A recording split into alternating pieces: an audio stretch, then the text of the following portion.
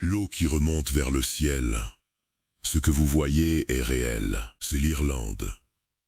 Vue d'en haut, elle ne ressemble à rien de ce que vous avez imaginé. Ici, sur les falaises de Moher, les vents de l'Atlantique soufflent avec une telle violence que les cascades s'inversent littéralement. L'eau, au lieu de tomber vers la mer 200 mètres plus bas, est propulsée vers le ciel dans d'immenses gerbes blanches.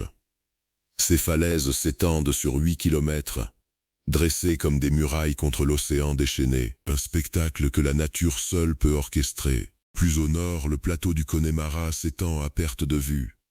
Ici, pas de falaises dramatiques, seulement des landes infinies couleur d'ambre et de rouille, parsemées de lacs noirs comme des miroirs brisés. Le silence y est presque physique.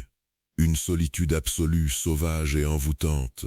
Mais rares sont ceux qui connaissent Glencar, dans le comté de Leitrim.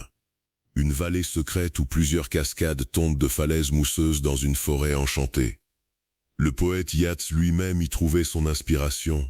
Vue du ciel, cette vallée ressemble à une blessure verte dans la roche grise, une cachette que le monde semble avoir oubliée. Descendons encore. Les rivières d'Irlande sont habitées.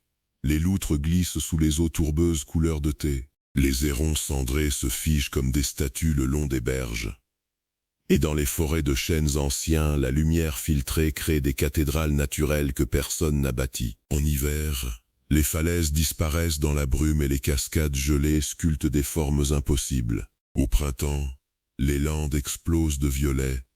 Chaque saison réinvente ce pays, et parfois, on aperçoit une silhouette solitaire au bord des falaises, minuscule, presque invisible, rappelant que face à cette nature, nous ne sommes que des invités. L'Irlande vous attend.